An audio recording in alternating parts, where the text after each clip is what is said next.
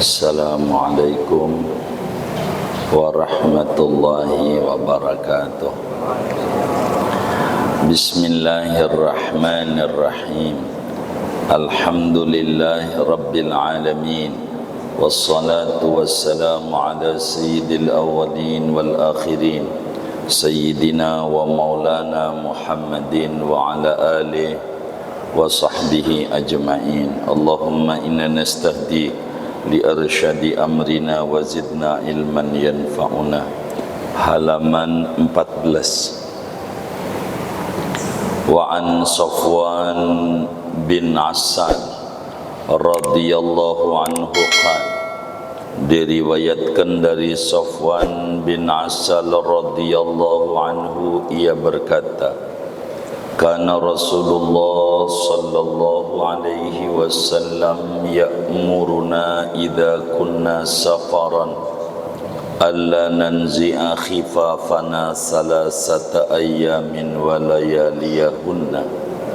Adalah Rasulullah sallallahu alaihi wasallam yaitu memerintahkan pada kami para sahabat apabila kami berada yaitu pada perjalanan jauh, bahwa tidak melepas oleh kami akan mujah kami selama 3 hari dan malamnya, illa min janabatin, kecuali daripada sebab junub, walakin min ghaitin, akan tetapi daripada buang hajat besar, wa baulin, dan buang air kecil, wa naumin, dan tidur. Akhrajahun Nasa'i, hadis riwayat An-Nasa'i, wa Tirmidzi, dan Tirmidzi, wal lafdhu lahu, adapun redaksinya yaitu milik Imam Tirmidzi, wa Ibnu Khuzaimah, dan juga meriwayatkan Ibnu Khuzaimah, wa sahahahu, dan menghukumi sahih oleh Tirmidzi dan Ibnu Khuzaimah akan hadis ini. Wa an Ali bin Abi Thalib radhiyallahu anhu qala, diriwayatkan daripada Imam Ali bin Abi Thalib radhiyallahu anhu, ia berkata, ja'alan nabiyyu sallallahu alaihi wasallam salasata ayyamin wa layaliyahunna lil musafir wa yawman wa lailatan lil muqim. Telah membuat batasan oleh Nabi sallallahu alaihi wasallam akan 3 hari dan malamnya bagi orang yang bepergian jauh, dan sehari semalam bagi orang yang mukim di rumahan, yakni fil masyi alal khuffaini, pada masalah mengusap atas 2 mujah. Akhrajahu Muslim, hadis riwayat Muslim. Wa an Sauban, dan daripada Sayyidina Sauban radhiyallahu anhu qala, ia berkata, ba'asa Rasulullah sallallahu alaihi wasallam sariyatan, Rasulullah sallallahu alaihi wasallam telah mengutus akan pasukan, fa amarahum an yamsahu 'alal asaibi, maka memerintahkan oleh Nabi akan pasukan perang yang nabinya tidak ikut, bahwa mereka mengusap atas surban, yakni lamaim surban, wattasakhin, dan mujah, yakni al-khifafa. Rawahu Ahmad wa Abu Dawud, hadis riwayat Ahmad dan Abu Dawud, wasahahahul Hakim, dan menghukumi sahih hadis ini oleh Imam Hakim. Wa an Umar mauqufan, dan diriwayatkan dari Sayyidina Umar padahal hadisnya mauquf. Wa an Anasin, dan dari Sayyidina Anas marfu'an padahal hadisnya sampai kepada Nabi, idza tawaddaa ahadukum, apabila berwudu oleh seorang kamu, wala bisa khufaihi, lalu ia memakai akan 2 mujahnya, falyamsah alaihima, maka hendaklah ia mengusap atas 2 mujahnya, wal yusalli fihima, dan hendaklah ia salat pada dua mujahnya, wala yakhla'huma, dan tidak melepas ia akan dua mujahnya insya'a kalau dia mau, illa min janabatin, kecuali dari lantaran junub. Akhrajahu Daraqutni, hadis riwayat Daraqutni, wal Hakim, dan Al Hakim, wa sahahahu, dan menghukumi sahih oleh Imam Hakim akan hadis ini.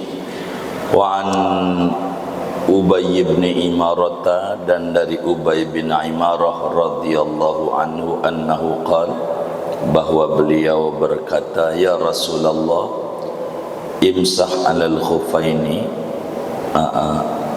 amsahu alal khufaini, apakah aku boleh mengusap atas dua mujah? Qala, kata Nabi, na'am, ya. Qala, kata Ubay, yauman saharika?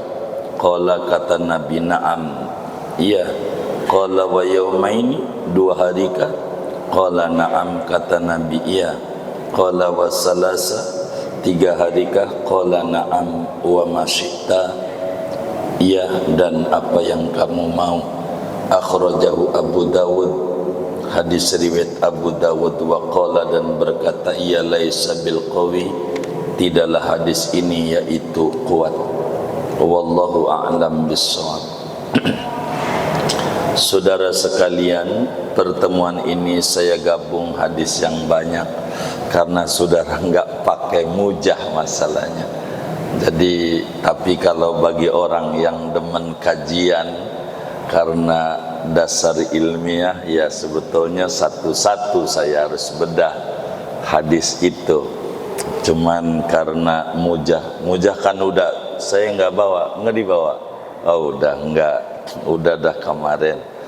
Jadi sehingga saya hanya mau menutup saja pembahasan mujah, tabarukan dengan kalamnya Nabi Yuna Muhammad sallallahu alaihi wasallam. Saudara sekalian, dalam hadis yang diriwayatkan oleh An-Nasa'i, Ibnu Khuzaimah, dan At-Tirmidzi, dan redaksinya milik At-Tirmidzi, hadis ini di mana Nabi kita Muhammad sallallahu alaihi wasallam memerintahkan kepada sahabat, yakni maksudnya umat. Perintah di sini adalah asalnya perintah wajib, tapi bukan itu yang dimaksud hadis. Perintah di sini hanya perintah mubah, izin saja, tidak wajib, sesuai dengan ijma' para ulama. Dalam artian Nabi memberikan batasan berapa harikah boleh kita tidak membasuh kaki dalam wudu, cukup mengusap mujah saja. Ini pertanyaan. Perlu diketahui saudara, orang yang mengusap mujah ada dua kategori. Yang pertama adalah orang rumahan, yakni tidak bepergian. Yang kedua adalah orang yang musafir, yakni bepergian jauh. Maksud hadis yakni jauh itu minimal 90 km, lebih apalagi.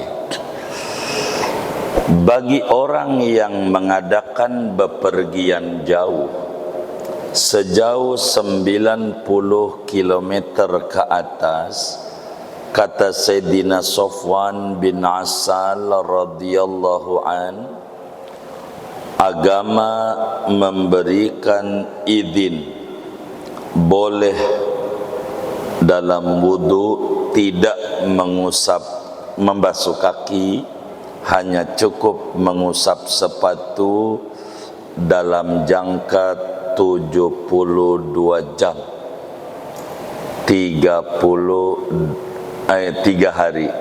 24 kali 3 berapa? 72. Iya, 72 lah. Begitu. Jadi 3 hari cukup yang diusap kaki saja, kaki yang diusap mujah saja, kakinya enggak dibasuh, enggak apa-apa dalam wuduknya. Bagi musafir 3 hari. Ini menghitung 3 harinya dari kapan? Menghitung 3 harinya dari sejak berhadas, setelah kita selesai memakai mujah. Artinya bila kemudian kita pakai mujah, kita wuduk dulu buat sholat dohor, yakni kakinya dibasuh, lalu sesudah sholat duhur kita pakai sepatu. Ini belum ada hitungan, karena kita udah pakai sepatu habis wudu basuh kaki, kita pakai sepatu, belum dihitung 3 hari itu. Terus aja asar wudu belum batal, begitu. Pas maghrib wudu batal. Nah, di maghrib inilah kita mau menghitung angka 1 untuk menuju 1 hari. Begitu. Kalau sampai orang 2 hari nggak batal-batal wudunya umpamanya, maka 3 hari itu sama dengan 5 hari. Kalau nggak batal-batal sejak batalnya. Begitu, sejak batalnya. Andai begitu kasusnya. Begitu. Jadi menghitung 3 hari ini, mulai angka itu ada bila mana berhadas sesudah sempurna bersuci. Begitu. Itu hitungannya bagi orang bepergian jauh. Ini maksudnya musafiron di sini. Di dalam hadis Sayyidina Safaron di sini maksudnya Sayyidina Sofwan bepergian yang boleh diqosor solat, yakni 90 kilometer ke atas, 90 kilometer ke atas. Kemudian bagaimana kalau bukan musafir? Nanti hadisnya di depan, yaitu sehari semalam 24 jam dalam hitungan yang sama, yaitu mulanya bukan daripada memakai sepatu, bukan daripada membasuh kaki, tapi mulanya dari hadas sesudah sempurnanya bersuci sehari semalam. Yang dimaksud sehari semalam bagi orang yang tidak bepergian, mukim namanya. 1, orang yang di rumah saja. 2 adalah orang yang bepergian tapi jaraknya dekat, di bawah 90 kilometer. Itu pun juga disebut mukim. Begitu juga seorang istri yang kabur dari suami tanpa bilang izin, walaupun perginya ke Cirebon ke rumah orang tuanya, berdosa. Itu dianggap mukim, tidak 3 hari, karena dia bermaksiat dalam bepergiannya. Begitu. Pokoknya rumusnya menghitung masa sehari semalam bagi mukim dan 3 hari 3 malam bagi musafir dari sejak hadas, bukan mengusap, bukan memakai daripada sepatunya, bukan. Itu begitu. Kemudian dari hadis ini bisa difahami bahwa di antara yang membatalkan mengusap adalah apa saja yang menyebabkan mandi besar, yaitu junub, haid, nifas. Di sela-sela itu mengusap mujah jadi batal. Sebab yang membatalkan mengusap mujah ada 4. Salah satunya yang menyebabkan hadas besar, yaitu kita mimpi bersetubuh atau bersetubuh dengan istri, ini batal. Walaupun 3 hari, udah nggak ada 3 hari lagi. Sehari semalam bagi mukim, nggak ada sehari semalam lagi, udah batal aja. Karena mandi junub, kaki kudu kena air, begitu. Itu begitu. Yang kedua, apa saja yang membatalkan wudhu, begitu. Yang membatalkan wudhu, begitu tuh. Yang membatalkan adalah sebesar itu satu, begitu tuh. Apa saja yang membatalkan wudhu itu daripada membatalkan mujah. Ketiga, melepas mujah. Kalau mujahnya lepas, baik lepas sendiri atau robek ataukah dilepas orang, ini adalah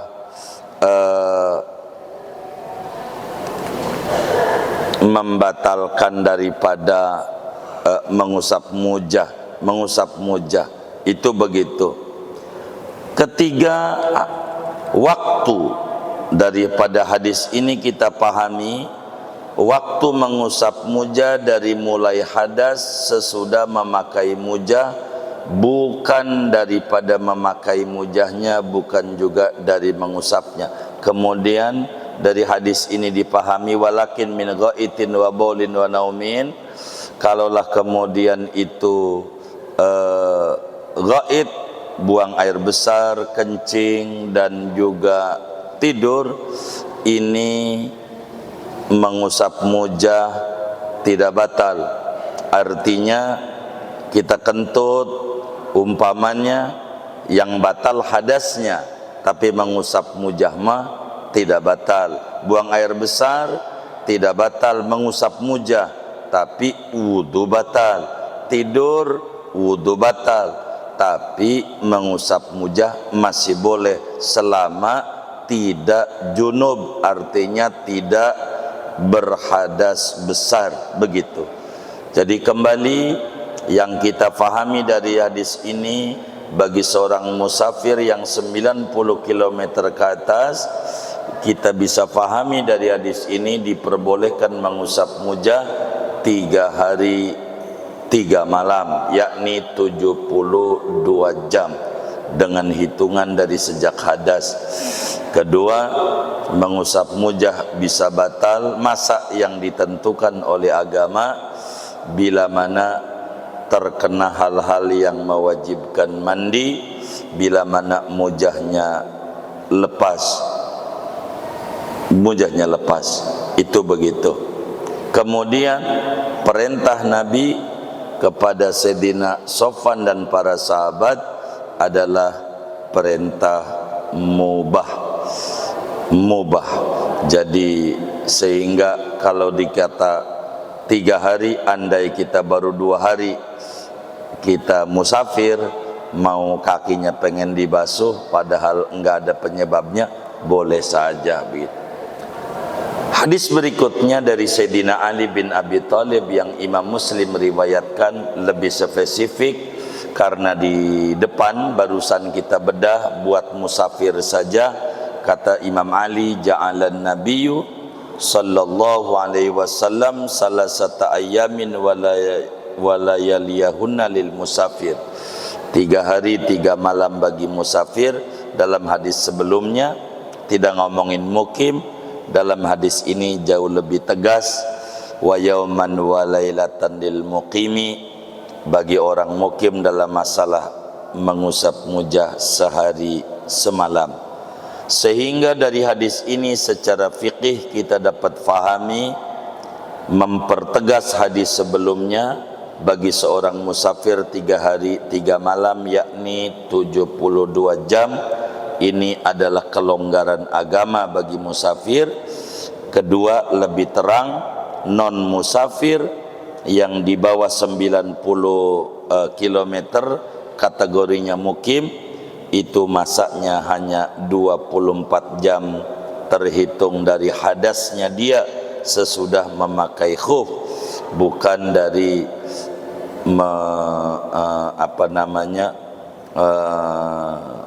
mengusapnya.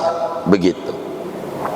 Hadis ini jauh lebih tegas, tapi tidak ngomong hal yang membatalkan. Berikutnya dari Sayyidina Sauban yang diriwayatkan oleh Imam Ahmad dan Abu Dawud.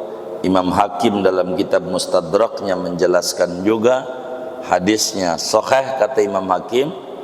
Dalam hadis ini dijelaskan oleh Sayyidina Sauban, Rasulullah sallallahu alaihi wasallam di dalam hadis ini mengutus Sariyah. Sariyah itu peperangan yang nabinya tidak ikut, jumlah pasukannya bisa barakuda itu 400-an, tapi nabinya enggak ikut. Yang kayak begitu namanya Sariyah, tapi kalau ikut namanya disebut ghazwah di dalam istilah ulama. Hadis ini mengajarkan tentang disyariatkan mengusap mujah, namun waktu tidak dijelaskan dalam hadis ini. Dan ada tambahan mengusap surban di dalam wudu. Kalau kita wudu nih, picinya enggak dilepas, sesudah begini disuruh picinya diusap biar sempurna, begitu. Tapi jangan pici hitam. Kalau pici hitam cepat rusak, kopiah aja. Udah kita kelewat materinya pada nerangin tentang wudu, jadi saya tidak mengulang lagi. Dalam hadis riwayat Ad-Daraqutni dan Al-Hakim dari Sayyidina Umar bin Khattab dan juga dari Sayyidina Anas bin Malik, di mana Rasulullah sallallahu alaihi wasallam bersabda, kalau Sayyidina Anas begitu, Sayyidina Umar tidak menyebutkan qala Rasulullah karena itu hadisnya mauquf. Kata Nabi, idza tawaddaa ahadukum, bila mana kita wudu sudah memakai khuf, begitu udah memakai khuf, wudu sampai kaki, maka kita diizinkan ngusap khuf terus. Enggak menyebutkan berapa hari bagi musafir, berapa hari bagi mukim dalam hadis ini. Dan sholatnya, khufnya enggak dicopot, tuh begitu, terus saja pakai aja sesuai dengan ketentuan waktu yang telah diberikan oleh Nabi, kecuali bila terkena hal-hal yang menyebabkan mandi. Dalam hadis ini diberikan catatan sesudah berwudu beres, karena nabinya menyatakan falyamsah alaihima, sesuai dengan hadis yang di pertama berbicara bab tentang mengusap mujah. Saya tidak urai panjang ini per hadisnya karena saudara enggak pakai ini. Kemudian dalam hadis ini dijelaskan bila mana terjadi junub, maka mengusap mujah yang diberikan oleh agama batasan 3 hari 3 malam atau sehari semalam bagi mukim akan batal adanya, dan wajib kakinya dibasuh kembali, khuf tidak bisa. Dalam hadis ini dijelaskan bahwa dalam wudu kudu tertib sampai membasuh kaki yang kemudian diganti dengan mengusap khuf. Begitu bila kemudian wudunya batal, begitu maka kaki tidak perlu dibasuh, cukup diusap saja selama waktu yang diberikan oleh agama masih ada. Kemudian wa an Abi Bakrah radhiyallahu anhu anin Nabi sallallahu alaihi wasallam annahu rakhasa lil musafiri salasata ayyamin wa layaliyahunna.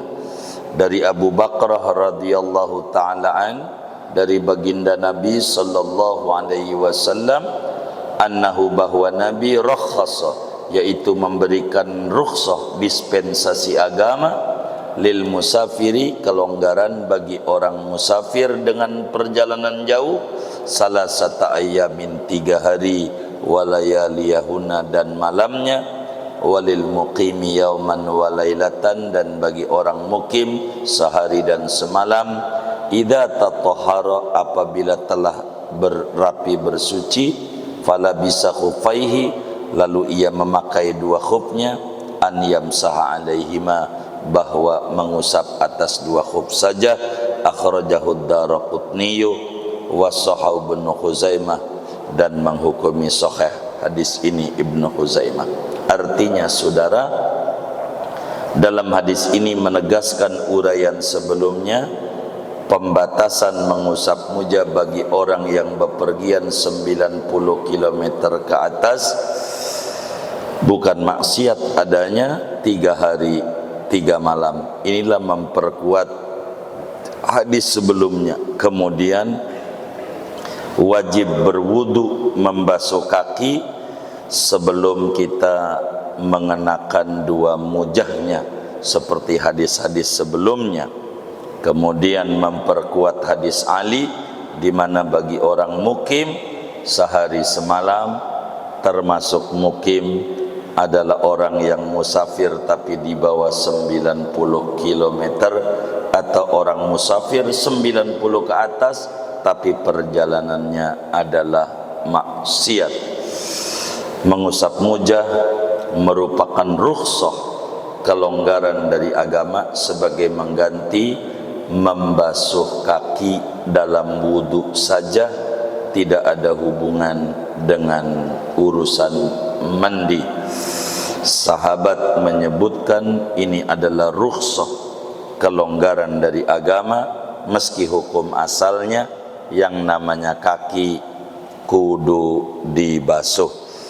Inilah makna hadis. Sebagai penutup hadis mujah, Ibnu Hajar Al-Asqalani meriwayatkan hadis dari Sayyidina Ubay bin Imarah.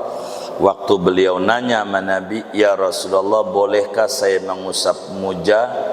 Dijawab sama Nabi, ya boleh saja. Sehari boleh enggak? Boleh. 2 hari? Boleh. 3 hari? Boleh. Kalau mau terus juga boleh. Begitu. Hadis ini nampak umum tapi tidak kuat di dalam qaul qadim madhab Syafi'i. 3 hari bukan batasan akhir, boleh seminggu menggunakan hadis ini bagi yang musafir. Namun hadis ini dhaif, enggak dipakai. Yang muktamad bagi musafir hanya dibatasi 3 hari 3 malam. Sehingga dohir hadis menunjukkan dari yang terakhir ini tidak ada batasan mengusap mujah, baik itu di rumah maupun musafir. Namun ini hadisnya tidak kuat. Yang kuat seperti hadis yang telah lalu, 3 hari 3 malam bagi musafir, sehari semalam bagi mukim. Namun dalam madhab Malik ini dipakai, sehingga dalam madhab Malik kalau udah pakai mujah terus aja pakai mujah. Tentu peraturannya sesudah membasuh kaki begitu, cuman enggak ada batasan akhir. Tapi hadis ini para ulama Syafi'i membedahnya. Bahkan Ibnu Hajar menjelaskan walaisa bil qawi, kata Abu Dawud hadisnya enggak kuat sehingga enggak bisa dijadikan sandaran dalil daripada hadis yang kita bedah ini. Disebut hadis ini dalam pandangan ulama usul fiqih adalah hadis umum yang diberikan catatan oleh ulama, yakni dimaksus, ditaksis dengan hadis Sayyidina Sofwan bin Asal. Singkatnya dari sekian banyak uraian ini saudara, betapa Islam agama yang amat sangat murah.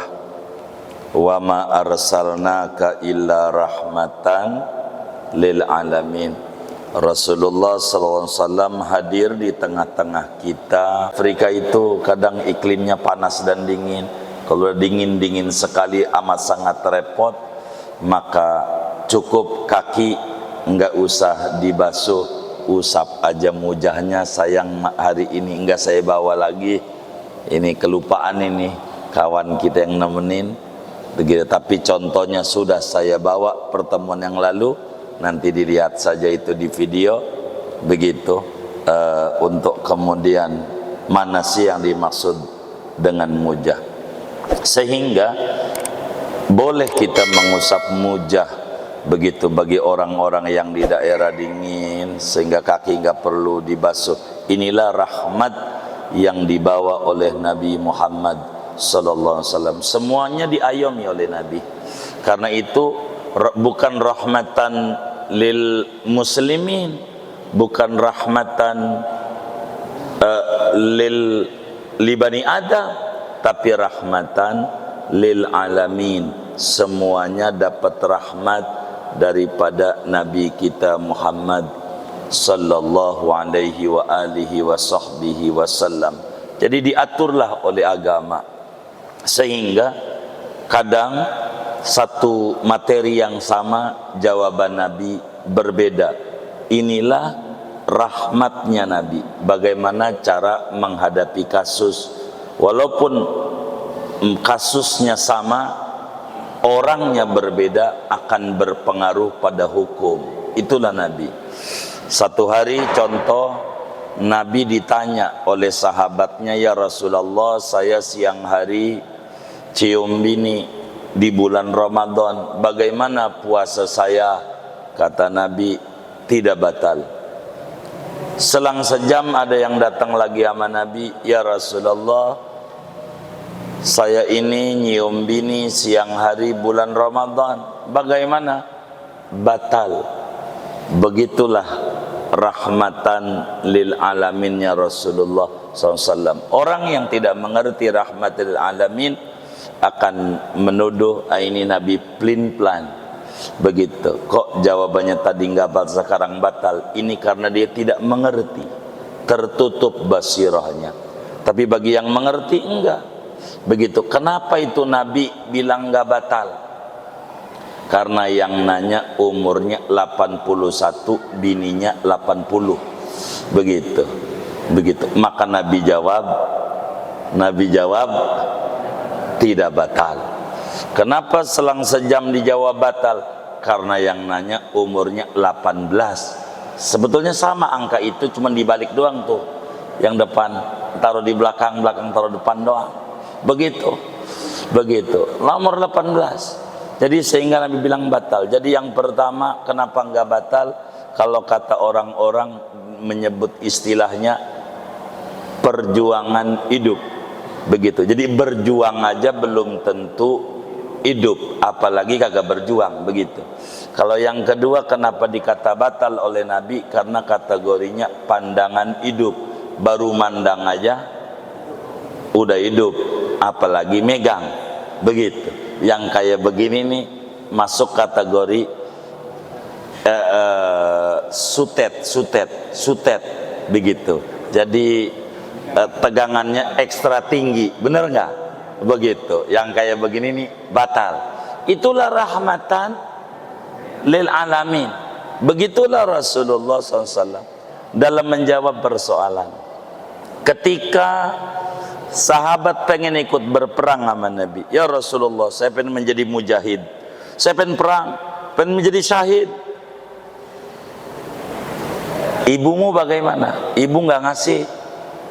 "Nggak boleh, ibu nangis malah saya pergi." Kata Nabi, "Ente perangnya di rumah aja, khidmat sama ibumu itu juga perang." Hebatnya tuh Nabi. Namanya rahmatan lil alamin. Jangan mengecewakan orang tua di dalam patuh sama Allah.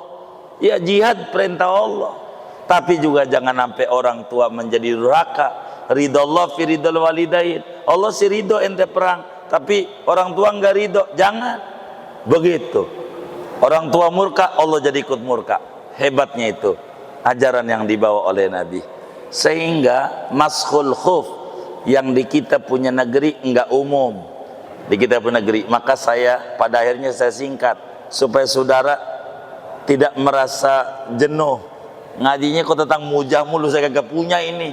Begitu. Jadi saya mau potong pada bagian ini. Karena dalam fikih-fikih Indonesia itu masul khuf tidak ada. Meski rahmatan yang lamin, kan fikih ini hadis Nabi bukan orang Indonesia doang masalahnya. Untuk sedunia mereka harus diayomi juga oleh Rasulullah SAW. Inilah saudara, saya mau tutup dengan kajian tentang membasuh mujah ini, sehingga pertemuan mendatang kita tidak akan membedah tentang mujah lagi, akan membahas hadis-hadis apa saja yang membuat wudu menjadi batal. Judul babnya kalau tidak salah begitu. Jadi sehingga mujah selesai, saya mau tutup segini aja. Ada yang ditanya silahkan. Jadi saya tidak panjangkan tentang mujah ini.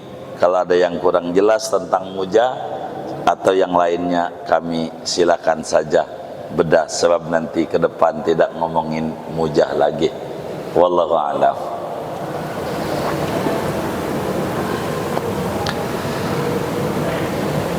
Baik.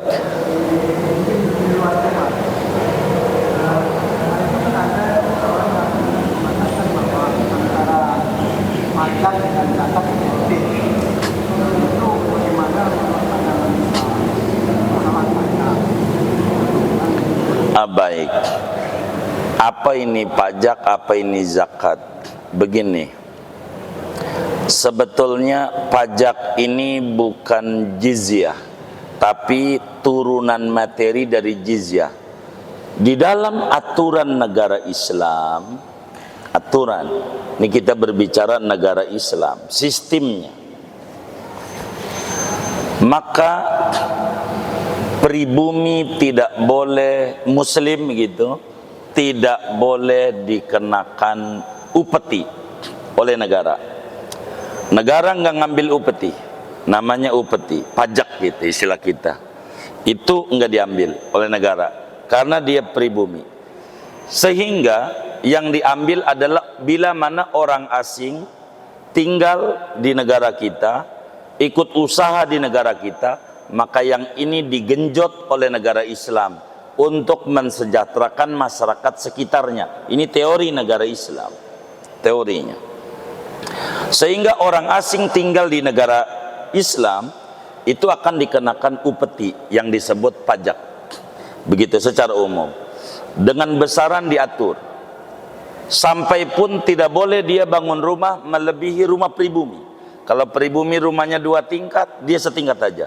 Kalau batas undang-undangnya 4 tingkat, dia 3 tingkat. Ini diatur di dalam sistem hukum ketatanegaraan Islam. Itu begitu. Lalu apa dengan turunan dari jizyah, upeti ini, begitu, maka ada namanya pajak. Pajak ini sebetulnya iuran masyarakat bagi negara yang belum mampu untuk menghidupi para karyawannya. Kita kudu iuran. Karena presiden tidak kerja buat anak bininya, maka dia pikirannya, presiden, gubernur, wali kota, camat, lurah, begitu. Karena pikirannya habis 24 jam buat rakyat, begitu, memikirkan kesejahteraan rakyat, maka kita sebagai masyarakat urunan. Biar gampang begitu, saya cara sederhana saja, urunan untuk membiayai dia supaya dia fokus 24 jam otaknya apa yang harus dipersembahkan bagi rakyat. Maka karena dia udah digaji, disebut bahasa awalnya namanya diwan. Mula-mula ada gaji ini di zaman Sayyidina Umar bin Khattab jadi presiden. Di zaman Rasul enggak ada gaji, pure murni relawan saja, jadi bupati, jadi apa tuh, enggak ada gaji. Barang seperak. Di zaman Sayyidina Abu Bakar enggak ada gaji. Mulai Sayyidina Umar dikasih terapan gaji sebagai imbalan, otaknya dia memikirkan rakyat, sehingga bila kita makan gaji itu dan otak kita tidak ada mensejahterakan rakyat, gaji ini jadi haram adanya bagi dia, akan berotak-otak haram, bisa merusak masyarakat bila dia kerjanya tidak untuk rakyat, begitu, untuk keluarga dan golongan. Karena gaji ini iuran masyarakat, diatur di dalam sistem perpajakan. Karena presiden tidak kerja buat anak bini kayak kita, maka dipikirkanlah untuk menghidupi keluarganya. Inilah disebut pajak. Sehingga pajak itu kewajiban kita bernegara. Saya bukan orang pajak, tapi saya menyuruh untuk bayar pajak, begitu, mengikuti aturan. Hanya dalam Islam diatur, jangan semuanya dipajakin, gitu. Bagian apa yang kita harus pajakin, begitu, sehingga enggak terus-terusan pajak tumpang tindih, begitu. Kalau ini nanti bakal menyulitkan masyarakat dalam bernegara. Contoh, ada orang kesulitan hidup, dia punya tanah, ini Meruya apa namanya ini? Selatan, Ilir, baik, Ilir, begitu. Ini yang benar nih, kidul dong, kidul, begitu. Kalau selatan, Meruya Selatan, ini nggak hafal ini, begitu. Meruya Selatan, kita nggak ada duit, puyeng, maka kita jual tanah kita. Ada berapa ya? 1000 dah. Banyak gak tuh? Oh banyak, baik. Karena kita jual tanah kita, bagilah ke negara. Namanya pajak apa? Pajak apa namanya? Hah? Pajak penjualan. Dimintalah oleh negara, diatur besarannya oleh negara. Penjual berapa? Begitu, diatur. Begitu, baik. Berarti duit kita ini nih udah kita pajakin. Biar gampang aja dah. Dapatnya berapa? Biar gampang saya cara nyebut dulu dah. 10 miliar, begitu. Ini mah biar gampang aja nyebutnya. Jadi duit 10 miliar yang saya dapat itu kita keluarkan buat negara. Kasihan dia, karena untuk ngurusin rakyat. Berarti sisa ini udah bersih dari pajak belum? Hah? Sisanya udah belum? Udah, baik. Duit yang sisa ini akhirnya kita belikan mobil. Dikenain pajak enggak? Pajak. Kan udah kita pajaki. Hah? Oh, dikenain juga. Pajak apa namanya? Oh, pajak pembelian. Oh, pajak pembelian. Baik. Pajak pembelian. Beli mobil. Begitu, beli mobil. Begitu. Akhirnya kita puyeng juga. Setelah beli mobil nih, mobilnya kita jual. Kena pajak enggak? Kan duitnya udah tuh dipajakin. Kena pajak enggak? Pajak apa namanya? Pajak penjualan. Begitu, pajak penjualan. Akhirnya dari beli mobil nih, mobil kita jual, beli motor. Kena pajak enggak? Pajak lagi. Begitu. Pajak apa namanya? Pembelian. Begitu, pajak pembelian. Begitu. Motor ini makin kesono makin keren apa makin rusak? Makin rusak. Setiap tahun kudu pajak enggak? Pajak lagi. Padahal makin kesono makin apa? Makin hancur. Dipajakin lagi. Begitu. Akhirnya kita puyeng. Motor kita jual. Kena pajak enggak? Pajak apa? Penjualan. Lalu kita makan di restoran. Kena pajak enggak? Pajak apa namanya? PPN. Begitu. Lalu kita buang hajat di WC umum. Kena pajak enggak? Yang enggak ada pajak kentut doang, saudara. Kudunya kaya raya. Kita nggak ngomongin sumber alam, dari begitu aja tuh negara udah cukup, alal haq, begitu. Ini kita sebelum ngomongin apa itu zakat, ntar ini pajak dulu. Jadi kita pajak, begitu tuh. Kita beli rumah, beli tanah, kena pajak, namanya BPHTB, begitu. Bener nggak? Begitu. Kita pajak punya tanah, tiap tahun ini tanah kita bayar pajak enggak?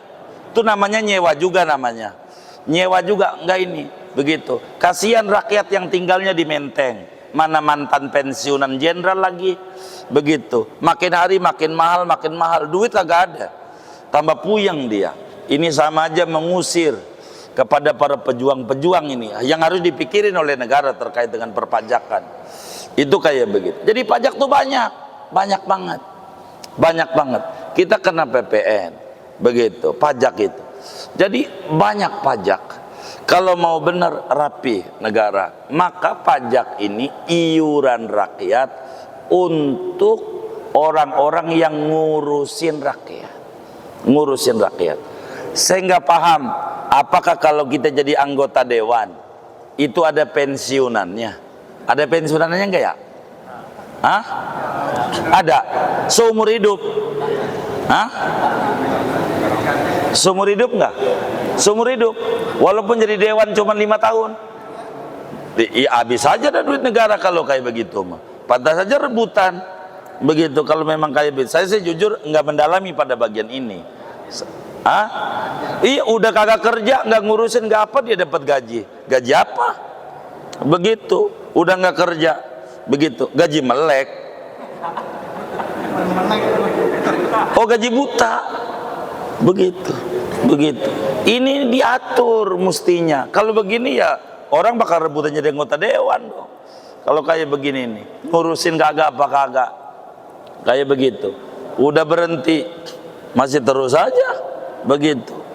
Nah, ini kemudian harus diatur. Ini terkait dengan perpajakan. Diatur begitu. Bayi lahir aja keren pajak kalau anak ketiga. Begitu.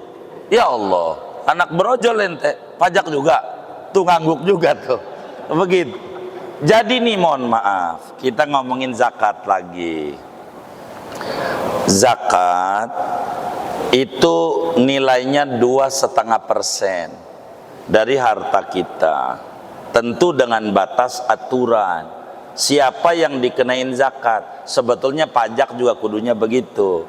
Jadi yang banyak dikenain, yang dikit kagak. Ini mau yang dikit dikenain, yang banyak kagak. Ada namanya tax amnesty. Itu buat yang banyak, begitu. Tapi buat yang kecil kagak ngerti, kudu bayar aja. Itu kayak begitu. Jadi bingung, begitu. Bila kemudian rakyat itu bayar SPBU aja nggak pernah ngutang, Pertamina rugi, bingung juga. Itu kayak begitu. Bayar listrik nggak pernah nunggak tuh rakyat, nunggak kudu bayar juga, tapi rugi juga. Kita bingung juga. Tapi seringkali bagi-bagi bonus, padahal rugi juga, begitu. Ini kayaknya yang nanya nih mantan orang Pertamina kayaknya ini. Saudara, zakat 2,5%. Kambing 40, 1 ekor itu 2,5%. Duit 100 juta, 2,5 juta, 2,5%. Maknanya oleh agama, orang susah itu 2,5% adanya. Orang susah tuh 2,5%. Nggak bakalan lebih, kecuali angka yang ditulis susah terus. Itu kayak begitu. Sehingga dari zakat aja udah cukup kalau benar dikelolanya. Apatah lagi ditambah dengan pajak ini, pajak itu, pajak ini, pajak itu, kudunya makmur banget. Kudunya aturannya itu seperti demikian. Sehingga pajak lain, zakat lain, keringanan di dalam negara kita. Bila kita bayar zakatnya ke pemerintah, begitu tuh, ke Bajis begitu, maka akan mengurangi angka pajak dari uang yang ada. Itu kayak begitu, itu diatur. Sehingga pajak dan zakat ini berbeda. Begitu. Kalau zakat tidak semua barang diminta. Baju nggak ada zakatnya, kecuali kita dagang baju. Rumah nggak ada zakatnya, kecuali kita usahanya jual beli rumah, namanya dagang, begitu. Ayam nggak ada zakatnya. Jadi sehingga diatur oleh Islam yang dikenakan zakat di luar makanan-makanan pokok lah, kira-kira begitu. Yang ada nilai bisnisnya berkembangnya, ini bakal dikenakan zakat, begitu oleh Islam, begitu. Kalau enggak dalam aturannya. Sehingga Bila berbicara zakat, apakah dengan kita zakat akan mengurangi angka pajak? Bila kita zakatnya kepada pemerintah, badan amil zakat, maka kita akan mengurangi angka pajak kita. Itu betul. Jadi intinya pajak itu iuran rakyat karena negaranya belum ada uang, sehingga kita kudu iuran begitu, kudu iuran. Makanya ada yang mengkritik zaman dulu Belanda biar kata menjajah Indonesia, hutan enggak digundulin, itu Belanda begitu, enggak bakal merusak lingkungan, bahkan jalan dibangun. Banyak jalan yang sekarang dibangun sampai puncak itu juga Belanda yang buat. Jalan-jalan baru kebanyakan jalan swasta yang kita harus bayar juga, yang per 2 tahun naik, padahal jalannya segitu-gitu juga. Itu begitu. Makanya kalau boleh kita sedikit mengkritik, saya nggak mau sebetulnya ditanya ini, nyangkut ini. Aturannya semacam transportasi, mohon maaf ya, busway lah macamnya. Begitu. Mestinya mencontoh kereta api. Kereta api itu jalannya punya sendiri. Dia tanahnya tanah PJKA. Jadi sehingga bebas selagu-lagu dia. Bebas selagu-lagu dia. Itu aturannya. Saya nggak paham di dalam aturan bernegaranya. Artinya minta maaf kalau ada kekeliruan. Kalau kita mau bikin jalur bis tersendiri, beliin dulu tanahnya. Sesudah dibeliin tanahnya, maka tanah itu bakal diambil alih, tukar gulingnya buat jalur bis khusus. Begitu, bis khusus. Kalau enggak dibelikan tanahnya, maka pajaknya harus dipotong karena jalanan umum dikuasai oleh segelintir yang namanya konsorsium. Ini konsorsium. Jalan ada 3 lajur, 1 enggak boleh dipakai orang banyak. Maka yang orang banyak ini karena menjadi padat, sehingga haruslah dipikirkan kerugiannya. Yang tadinya jalan itu 3, sekarang diambil alih. Maka ini paling tidak pajaknya dikurangin, pajaknya. Termasuk mobil dalam hal tertentu.